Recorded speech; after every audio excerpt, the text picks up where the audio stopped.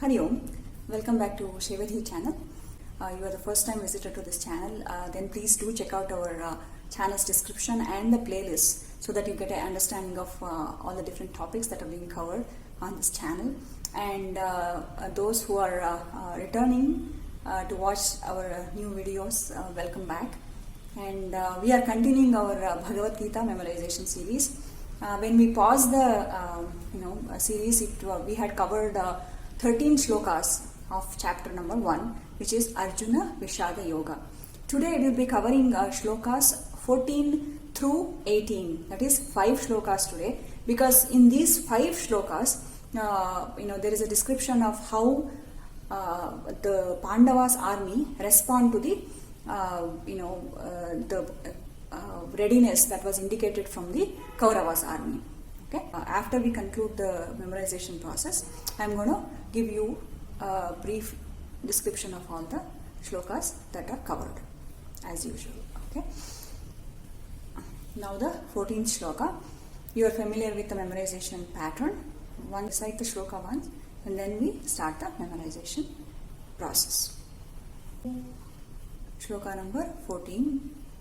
ततश्वेतैर्हयैर्युक्ते महति स्यन्दने स्थितौ माधवः पाण्डवश्चैव दिव्यौ शङ्खौ प्रदध्मतुः. Now let's memorize the shloka. ततश्वेतैर्हयैर्युक्ते ततश्वेतैर्हयैर्युक्ते ततश्वेतैर्हयैर्युक्ते महति स्यन्दने स्थितौ महति स्यन्दने स्थितौ महति स्यन्दने स्थितौ माधवः पाण्डवश्चैव माधवः पाण्डवश्चैव माधवः पाण्डवश्चैव दिव्यौ शङ्खौ प्रदध्मतुः दिव्यौ शङ्खौ प्रदध्मतुः दिव्यौ शङ्खौ प्रदध्मतुः. ततश्वेतैर्हयैर्युक्ते महति स्यन्दने स्थितौ ततः श्वेतैर्हयैर्युक्ते महति स्यन्दने स्थितौ ततः श्वेतैर्हयैर्युक्ते महति स्यन्दने स्थितौ माधवः पाण्डवश्चैव दिव्यौ शङ्खौ प्रदध्मतुः माधवः पाण्डवश्चैव दिव्यौ शङ्खौ प्रदध्मतुः. Now let's put it all together and memorize. ततश्वेतैर्हयैर्युक्ते महति स्यन्दने स्थितौ माधवः पाण्डवश्चैव दिव्यौ शङ्खौ प्रदध्मतुः. ततश्वेतैर्हयैर्युक्ते महति स्यन्दने स्थितौ माधवः पाण्डवश्चैव दिव्यौ शङ्खौ प्रदध्मतुः. ततश्वेतैर्हयैर्युक्ते महति स्यन्दने स्थितौ माधवः पाण्डवश्चैव दिव्यौ शङ्खौ प्रदध्मतुः. ततश्वेतैर्हयैर्युक्ते महति स्यन्दने स्थितौ माधवः पाण्डवश्चैव दिव्यौ शङ्खौ प्रदध्मतुः. Now let's move on to shloka number 15. पाञ्चजन्यं हृषीकेशो देवदत्तं धनञ्जयः पौण्ड्रं दद्मौ महाशङ्खम् भीमकर्मावृकोदरः पाञ्चजन्यं हृषीकेशः देवदत्तं धनञ्जयः पौण्ड्रं दद्मौ महाशङ्खम् भीमकर्मावृकोदरः. Now let's memorize the shloka number 15. पाञ्चजन्यं हृषीकेशः पाञ्चजन्यं हृषीकेशः पाञ्चजन्यं हृषीकेशः देवदत्तं धनञ्जयः देवदत्तं धनञ्जयः पौण्ड्रं दद्मौ महाशङ्खम् पौण्ड्रं दद्मौ महाशङ्खम् पौण्ड्रं दद्मौ महाशङ्खम् भीमकर्मावृकोदरः भीमकर्मावृकोदरः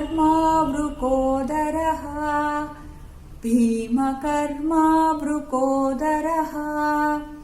पाञ्चजन्यं हृषीकेशः देवदत्तं धनञ्जयः पाञ्चजन्यं हृषीकेशः देवदत्तं धनञ्जयः पाञ्चजन्यं हृषीकेशः देवदत्तं धनञ्जयः पौण्ड्रं दद्मौ महाशङ्खम् भीमकर्मावृकोदरः पौण्ड्रं दद्मौ महाशङ्खम् भीमकर्मावृकोदरः पौण्ड्रं दद्मौ महाशङ्खम् भीमकर्मावृकोदरः पाञ्चजन्यं हृषीकेशो देवदत्तं धनञ्जयः पौण्ड्रं दद्मौ महाशङ्खम् भीमकर्मावृकोदरः पाञ्चजन्यं हृषीकेशो देवदत्तं धनञ्जयः पौण्ड्रं दद्मौ महाशङ्खम् भीमकर्मावृकोदरः पाञ्चजन्यं हृषीकेशो देवदत्तं धनञ्जयः पौण्ड्रं दद्मौ महाशङ्खम् भीमकर्मावृकोदरः. That completes shloka number 15. Now let's move on to shloka number 16. अनन्तविजयं राजा कुन्तीपुत्रो युधिष्ठिरः नकुलः सहदेवश्च सुघोषमणिपुष्पकौ. Now let's memorize shloka number 16. अनन्तविजयं राजा अनन्तविजयं राजा अनन्तविजयं राजा कुन्तीपुत्रो युधिष्ठिरः कुन्तीपुत्रो युधिष्ठिरः कुन्तीपुत्रो युधिष्ठिरः नकुलः सहदेवश्च नकुलः सहदेवश्च नकुलः सहदेवश्च सुघोषमणिपुष्पकौ सुघोषमणिपुष्पकौ सुघोषमणिपुष्पकौ. अनन्तविजयं राजा कुन्तीपुत्रो युधिष्ठिरः अनन्तविजयं राजा कुन्तीपुत्रो युधिष्ठिरः अनन्तविजयं राजा कुन्तीपुत्रो युधिष्ठिरः नकुलः सहदेवश्च सुघोषमणिपुष्पकौ नकुलः सहदेवश्च सुघोषमणिपुष्पकौ नकुलः सहदेवश्च सुघोषमणिपुष्पकौ अनन्तविजयं राजा कुन्तीपुत्रो युधिष्ठिरः नकुलः सहदेवश्च सुघोषमणिपुष्पकौ अनन्तविजयं राजा कुन्तीपुत्रो युधिष्ठिरः नकुलः सहदेवश्च सुघोषमणिपुष्पकौ अनन्तविजयं राजा कुन्तीपुत्रो युधिष्ठिरः नकुलः सहदेवश्च सुघोषमणिपुष्पकौ अनन्तविजयं राजा कुन्तीपुत्रो युधिष्ठिरः नकुलः सहदेवश्च सुघोषमणिपुष्पकौ अनन्तविजयं राजा कुन्तीपुत्रो युधिष्ठिरः नकुलः सहदेवश्च सुघोषमणिपुष्पकौ. Now let's move on to shloka number 17. काश्यश्च परमेश्वासः शिखण्डी च महारथः दृष्टद्युम्नो विराटश्च सात्यकिश्चापराजितः. Now let's start the memorization of shloka number 17. काश्यश्च परमेश्वासः काश्यश्च परमेश्वासः काश्यश्च परमेश्वासः शिखण्डी च महारथः शिखण्डी च महारथः शिखण्डी च महारथः धृष्टद्युम्नो विराटश्च धृष्टद्युम्नो विराटश्च धृष्टद्युम्नो विराटश्च सात्यकिश्चापराजितः सात्यकिश्चापराजितः काश्यश्च परमेश्वासः शिखण्डी च महारथः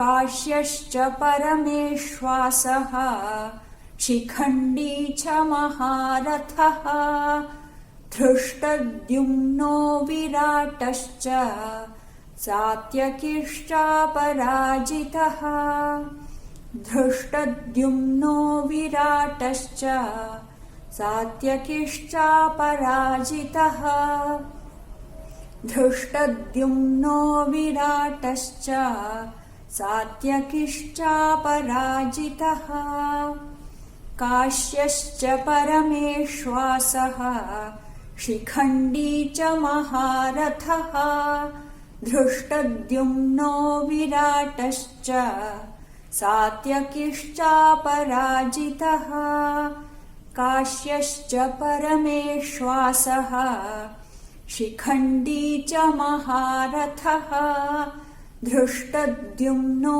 विराटश्च सात्यकिश्चापराजितः काश्यश्च परमेश्वासः शिखण्डी च महारथः धृष्टद्युम्नो विराटश्च सात्यकिश्चापराजितः. Now let's move on to shloka number 18. द्रुपदो द्रौपदेयाश्च सर्वशः पृथिवीपते सौभद्रश्च महाबाहुः शङ्खान् दद्मुः पृथक् पृथक् शङ्खान् दद्मुः पृथक् पृथक्. Now let's start the memorization of shloka number 18. द्रुपदो द्रौपदेयाश्च द्रुपदो द्रौपदेयाश्च द्रुपदो द्रौपदेयाश्च सर्वशः पृथिवीपते सर्वशः पृथिवीपते सर्वशः पृथिवीपते सौभद्रश्च महाबाहुः सौभद्रश्च महाबाहुः सौभद्रश्च महाबाहुः शङ्खान् दद्मुः पृथक् पृथक् शङ्खान् दद्मुः पृथक् पृथक् शङ्खान् दद्मुः शङ्खान् दद्मुः पृथक् पृथक् शङ्खान् दद्मुः पृथक् पृथक्. द्रुपदो द्रौपदेयाश्च सर्वशः पृथिवीपते द्रुपदो द्रौपदेयाश्च सर्वशः पृथिवीपते द्रुपदो द्रौपदेयाश्च सर्वशः पृथिवीपते सौभद्रश्च महाबाहुः शङ्खान् दद्मुः पृथक् पृथक् सौभद्रश्च महाबाहुः शङ्खान् दद्मुः पृथक् पृथक् सौभद्रश्च महाबाहुः शङ्खान् दद्मुः पृथक् पृथक्. द्रुपदो द्रौपदेयाश्च सर्वशः पृथिवीपते सौभद्रश्च महाबाहुः शङ्खान् दद्मुः पृथक् पृथक्. द्रुपदो द्रौपदेयाश्च सर्वशः पृथिवीपते सौभद्रश्च महाबाहुः शङ्खान् दद्मुः पृथक् पृथक्. द्रुपदो द्रौपदेयाश्च सर्वशः पृथिवीपते सौभद्रश्च महाबाहुः शङ्खान् दद्मुः पृथक् पृथक्. That concludes shloka number 14 through 18. So just as I typically do, just a quick overview of all the shlokas covered today. Basically, these 5 shlokas tell us how in an orderly manner the Pandavas, and the Pandavas people indicated their readiness by blowing their conches. So as you can see, it opens with a shloka that says, in a very a great chariot. In fact, the chariot that Arjuna was riding was actually given by gods to him, and all the the 4 horses that were drawing the chariot were all white in color. So that indicates the purity, strength, and everything, right? So it's all indicative of good things in that.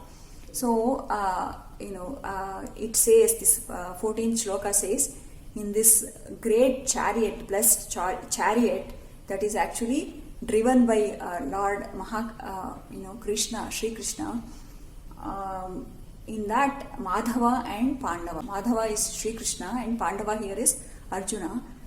Both those, they take out their divine conches and then they blow. So the name of Sri Krishna's conch is actually Panchajanya, and Devadatta is the name of Arjuna's conch.